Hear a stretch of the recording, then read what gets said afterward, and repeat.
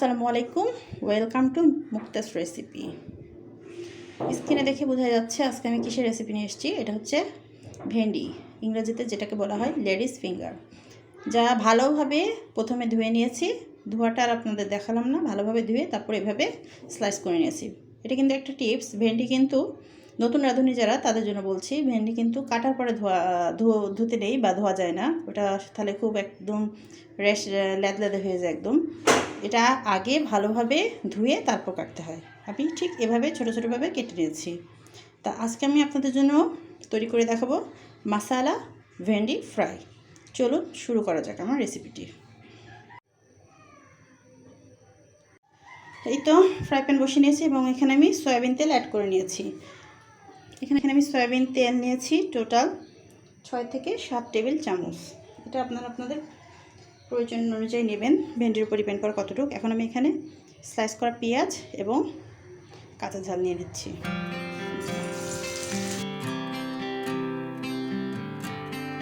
পেঁয়াজটা হালকা ব্রাউন করে নেব। এই তো পেঁয়াজটা আমার হালকা ব্রাউন করা কমপ্লিট। এখন আমি এখানে অ্যাড করে দেব। এখানে আমি নিয়েছি পেঁয়াজের পেস্ট, জিরার পেস্ট, রসুন পেস্ট, আদার পেস্ট। পেঁয়াজের পেস্টে 1 টেবিল চামচ আর বাদ বাকি সবগুলো 1 চা চামচ করে আছে, এখানে অ্যাড করে দিচ্ছি।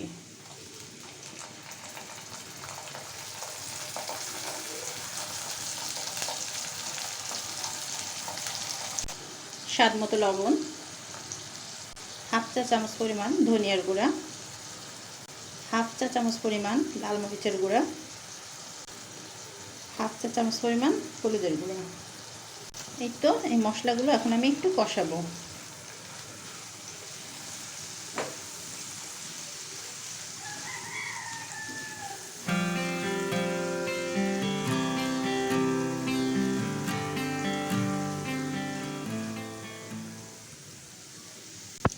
মশলাটা যাতে পুড়ে না যায় এবং এর জন্য আমি এখানে সামান্য একটু পানি অ্যাড করলাম, হাফ কাপেরও কম হবে। এখন মশলাটা আমি বেশ ভালোভাবে কষিয়ে নেব।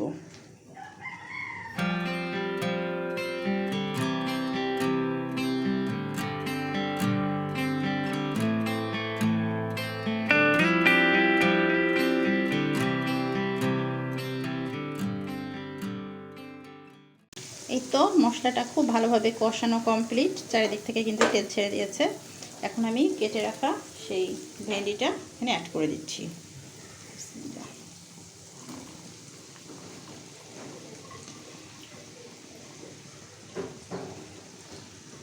মশলাটার সাথে খুব ভালোভাবে মিক্স করে নিয়ে একদম লো হিটে আমি ঢেকে দেবো। এখানে কিন্তু আমি আজকে কোনো পানি ইউজ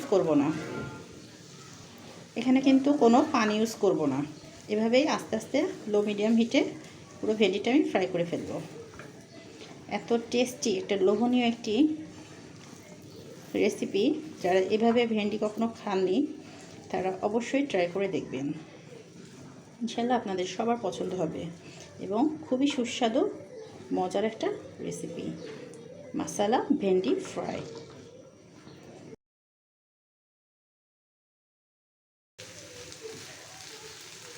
এখন আমি লো মিডিয়াম হিটে এটা ঢেকে দিব। এটা এভাবে আমি কুক করতে থাকবো যতক্ষণ না ভেন্ডিটা পুরোপুরি ফ্রাই হয়ে যায়, এবং মাঝে মধ্যে আমি একটু এপিটোপিট করে নাড়িয়ে দেবো। বেশি ঘাটাঘাটি করা যাবে না, মাঝে মধ্যে একটু নাড়িয়ে দিতে হবে। তা ফিরছি এটা পুরোপুরি কুক হয়ে যাওয়ার পর। এই তো আমি ফিরলাম বেশ 5-6 মিনিট পরে। এই অবস্থা। এখন আর আমি ঢেকে দেবো না, এখন ঢাকনা ছাড়াই আমি এভাবে আর 2 মিনিট এভাবে ফ্রাই করে নেব।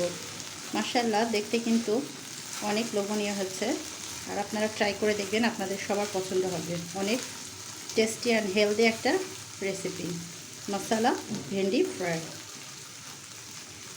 এভাবে 1 মিনিট আমি ঢাকনা ছাড়া ভেজে নেব, দেন আপনাদের পরিবেশন করে দেখাবো।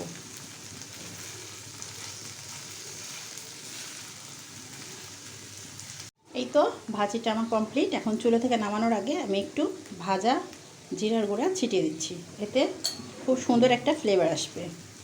জিরার গুঁড়াটা একটু নাড়েচেড়ে আমি এখন আপনাদেরকে পরিবেশন করে দেখাচ্ছি যে কত মজা সুস্বাদু একটা রেসিপি। এই তো হয়ে গেল অসম্ভব মজার টেস্টি একটা রেসিপি। তা তা হচ্ছে মাসালা ভেন্ডি ফ্রাই। যা দেখতে যেমন চমৎকার হয়েছে, সবুজ রঙটার কিন্তু চেঞ্জ হয়নি, কালারটাও সুন্দর আছে, খেতেও কিন্তু মাশাআল্লাহ অনেক লোভনীয় হয়েছে। আপনারা এই রেসিপিটা যারা এখনও পর্যন্ত ট্রাই করেননি, আপনারা ট্রাই করে দেখতে পারেন, ইনশাআল্লাহ আপনাদের পছন্দ হবে। আজকে আমার রেসিপিটি প্রথম থেকে দেখার জন্য আপনাদের অসংখ্য ধন্যবাদ। আমার রেসিপিটি যদি আজকে আপনাদের ভালো লেগে থাকে তাহলে অবশ্যই একটি লাইক দিয়ে সাবস্ক্রাইব করে পাশে থাকবেন। পাশে থাকা বেল আইকনটির অল নোটিফিকেশান অপশনটি প্রেস করে দেবেন এবং আপনাদের ফ্রেন্ডস ও ফ্যামিলির মাঝে শেয়ার করে দেবেন।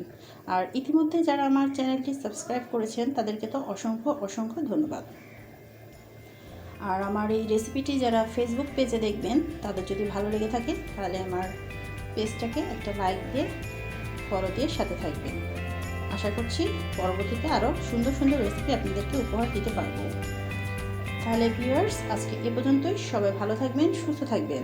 আবার দেখা হবে পরবর্তীতে নতুন কোনো রেসিপি নিয়ে। সবাই ভালো থাকবেন। আল্লাহ হাফেজ।